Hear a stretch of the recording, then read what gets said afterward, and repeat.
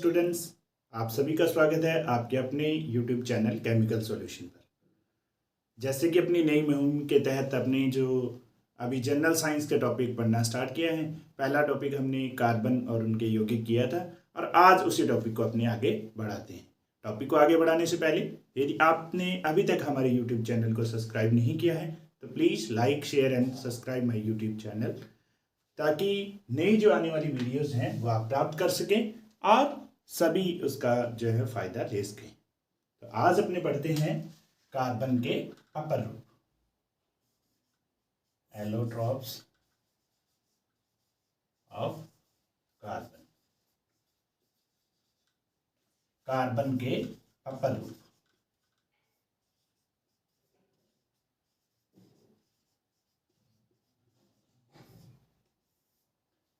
तो सबसे पहले हमें पता होना चाहिए कि एलोट्रॉप्स होते क्या है।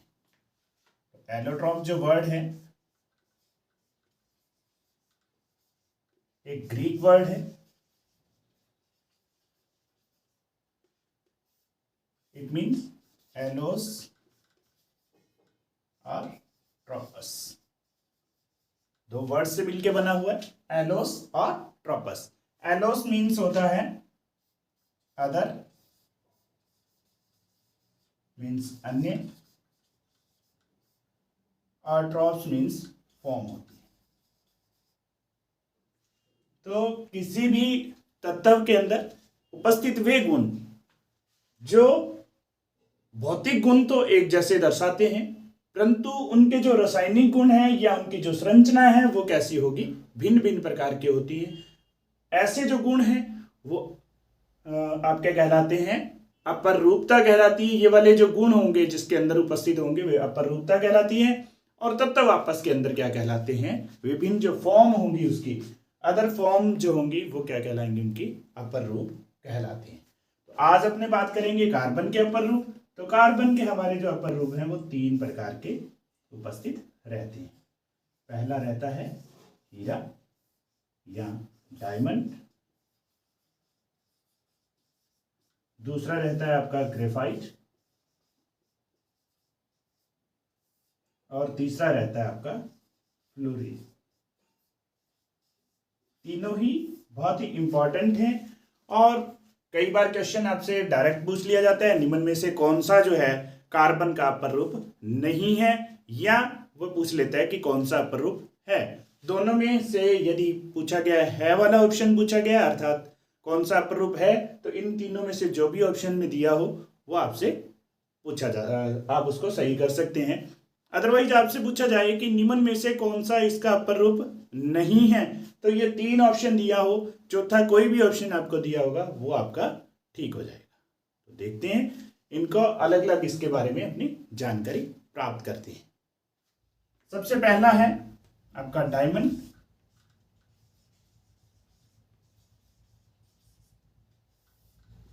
या हीरा। हीरे के अंदर कार्बन जो है अन्य जो कार्बन के साथ एकल बंध बनाता है, अर्थात प्रत्येक जो कार्बन होता है वह अन्य चार कार्बन के साथ जुड़ा रहता है। प्रत्येक जो कार्बन है अन्य चार कार्बन परमाणुओं से जुड़ता है।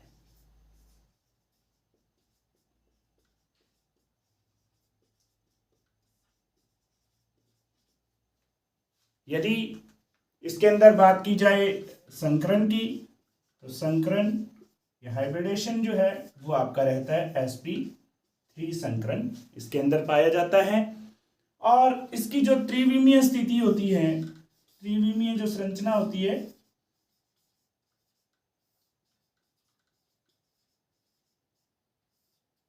एकल बंध की वजह से या सिंगल बॉन्ड की वजह से क्या होती है, अत्यधिक स्थायी होती है, अत्यधिक स्थायी होती है।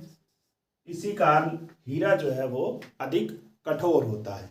और ये भी हम कह सकते हैं कि अब तक जो हमने जितने भी पदार्थ ज्ञात किए हैं उनके अंदर सर्वाधिक जो कठोर होता है वो क्या है? हीरा होता है। कठोर पदार्थों में क्या होता है? हीरा होता है। सर्वाधिक कठोर रहता है हीरा। और अंतिम अपने इसके बारे में अब कह सकते हैं कि सभी जो संयोजकताएं हैं इसकी कार्बन से पूरी हो रही है, अतः इसके अंदर जो है ये विद्युत का संचालन नहीं करता। विद्युत का ये क्या होता है? कुचालक होता है, क्योंकि इसके अंदर कोई भी मुक्त संयोजकता नहीं पाई जाती। बहुत सी बार क्वेश्चन पूछा जाता है कि निम्न में से कौन सा जो कार्बन का अपर रूप है वह विद्युत का चालन कर पाता है, तो उसमें यदि ऑप्शन में हीरा दिया हुआ है तो आपको उसको नहीं करना है। आगे बढ़ते हैं। इसकी यदि संरचना की बात करें तो ये इस प्रकार की संरचना इसमें रहती है। इस प्रकार से ये जो है, ये जो नोट में दर्शा रहा हूं, यहाँ क्या रहते हैं? कार्बन उपस्थित रहते हैं। एक कार्बन अन्य 4 कार्बनों के साथ क्या बनाता है? बंध बनाता है, और ये विद्युत का कुचालक भी रहता है। नेक्स्ट दूसरा पढ़ते हैं अपने ग्रेफाइट के बारे में। दूसरा इसका अपर रूप है ग्रेफाइट। इसका दूसरा अपर रूप है कार्बन का, वो है आपका ग्रेफाइट। ग्रेफाइट ग्रेफाइट जो होता है, इसके अंदर कार्बन की जो संरचना रहती है ये क्या रहती है? षटकोणीय रहती है। षटकोणीय संरचना में कार्बन्स जो हैं वो आपस में जुड़े रहते हैं, और ये परतनुमा संरचना होती है इसकी। ये कैसी संरचना है? परतनुमा संरचना होता है, अर्थात एक लेयर के ऊपर दूसरी, तीसरी, इस प्रकार से ये लेयर्स संरचना के अंदर रहती हैं। और कोणीय संरचना होने की वजह से इसमें क्या रहता है? एक द्विबंध उपस्थित रहता है। द्विबंध होने की वजह से इनमें क्या रहेगा? मुक्त इलेक्ट्रॉन उपस्थित रहता है। मुक्त इलेक्ट्रॉन उपस्थित रहता है। इसी मुक्त इलेक्ट्रॉन की वजह से हमारे जो है ये विद्युत का चालन करता है। विद्युत का चालन या चालक होता है। ये विद्युत का चालक होता है। और ये सबसे ज्यादा पूछे जाने वाला क्वेश्चन है कि कार्बन का एकमात्र ऐसा अपर रूप जो विद्युत का चालन करता है वो क्या होगा? आपका ग्रेफाइट होगा। क्यों करता है? क्योंकि इसके अंदर एक मुक्त इलेक्ट्रॉन पाया जाता है। उस मुक्त इलेक्ट्रॉन की वजह से ये क्या करता है? विद्युत का चालन करता है। फिर यदि अपने बात करें ग्रेफाइट के जो गुण हैं उनके बारे में, यदि अपने बात करें तो ग्रेफाइट है वो विद्युत का एक तो क्या होगा? सुचालक होगा, अच्छा चालक होता है। और दूसरा ये जो है ग्रेफाइट जो होता है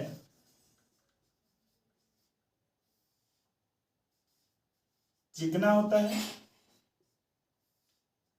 और परतदार होने की वजह से ये आसानी से क्या हो जाता है? फिसल जाते हैं। ये जो परतें हैं आपस में क्या हो जाती हैं? फिसलती हैं। फिसलना भी इसका क्या है? एक गुण है। अर्थात हल्की सी भी चोट अपने करेंगे तो ये भंगुर प्रकृति का होता है। हालांकि धातु हैं जितने भी हैं वो सभी भंगुर प्रकृति के ही होते हैं। उसी में जो ग्रेफाइट है वो भी क्या हो जाएगा? भुरभुरा होने की वजह से वो आसानी से टूट जाता है। इसी के साथ यदि अपने बात करें संश्लेषित हीरे की, संश्लेषित हीरा वास्तव में क्या होता है कि जो शुद्ध हीरा होता है, यदि संश्लेषित हीरे की बात करें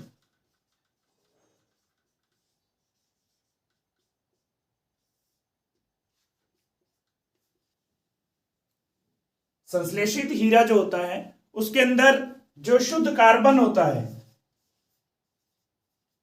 शुद्ध कार्बन को यदि अपने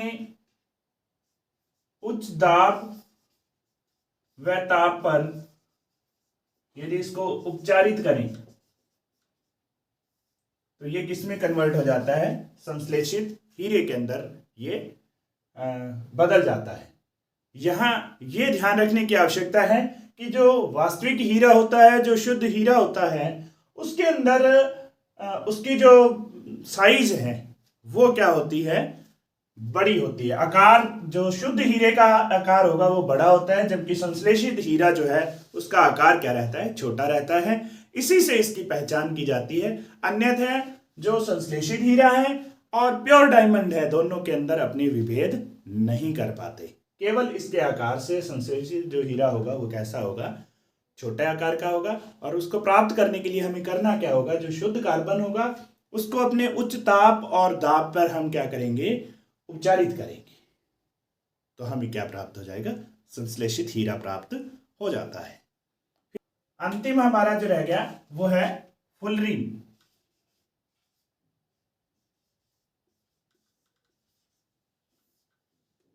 फुलरीन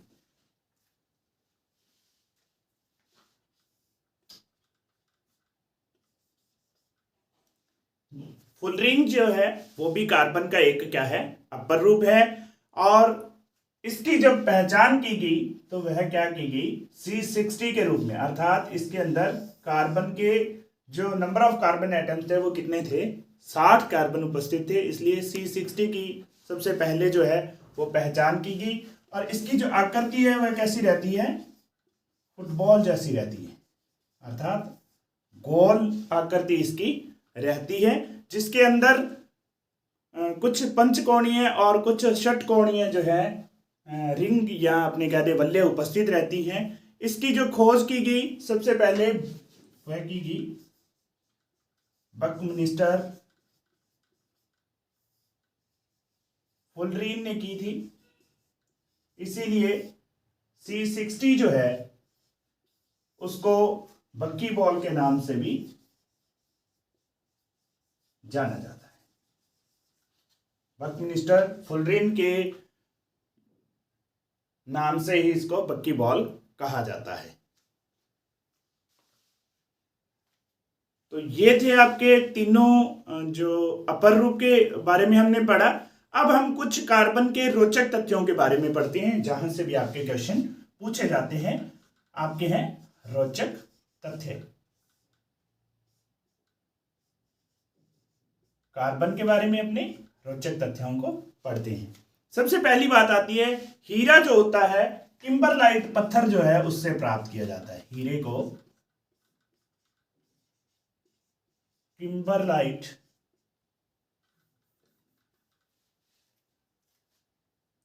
हीरा जो है उसको किम्बरलाइट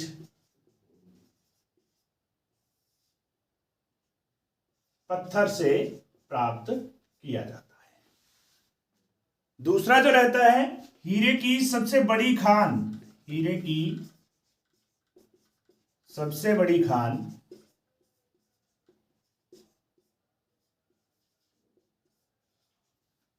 हीरे की सबसे बड़ी जो खान है वो भी कहां है, किम्बरले दक्षिणी अफ्रीका में है।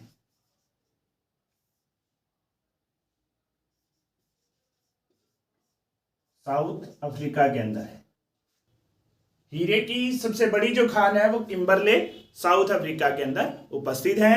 और कार्बन का जो समस्थानिक है, कार्बन 14 जो समस्थानिक है इसका, उसका उपयोग हम जो जीवाश्मों की आयु है, जीवाश्म की आयु ज्ञात करने में करते हैं। और दूसरा ये भी आपको ध्यान रखना है कि कार्बन का जो अर्ध आयु काल होता है, अर्ध आयु काल वो बहुत अधिक होता है। कितना होता है, करीबन 5800 वर्ष होता है। ये बहुत सी बार पूछे जाते हैं ये क्वेश्चन। अर्ध आयु काल का मतलब होता है कि जितने समय में कार्बन 14 जो है वो अपना आधा उसका भाग रह जाता है, उसमें लगने वाला जो समय है वो क्या कहलाता है, आपका कार्बन का अर्ध आयु काल कहलाता है। इसी प्रकार से जो ग्रेफाइट है, ग्रेफाइट को नाभिकीय भट्टी के अंदर मंदक के रूप में प्रयोग किया जाता है। नाभिकीय भट्टी में मंदक के रूप में प्रयुक्त करते हैं।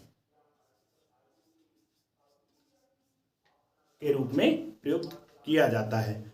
फुलरीन जो होता है, फुलरीन का आणविक बैरिंग में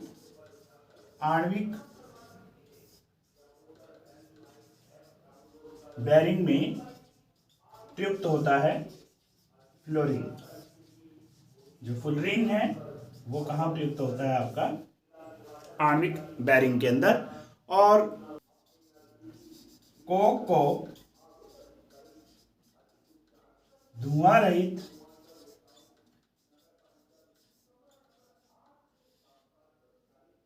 कोयला भी कहा जाता है,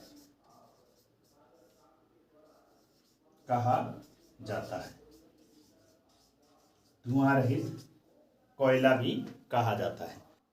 ये कुछ रोचक तथ्य हैं जिनके बारे में अधिकतर जो आपके एग्जाम होते हैं उनके अंदर पूछा जाता रहता है। तो आज के लिए विद्यार्थियों इतना ही। मिलते हैं नए टॉपिक के साथ अगले वीडियो के अंदर। अभी तक भी आपने यदि हमारे YouTube चैनल को सब्सक्राइब नहीं किया है तो please like, share and subscribe my YouTube channel. और अन्य जो विद्यार्थी हैं उनके साथ भी जरूर इस वीडियो को शेयर करें ताकि सभी इस वीडियो का फायदा ले सकें। धन्यवाद।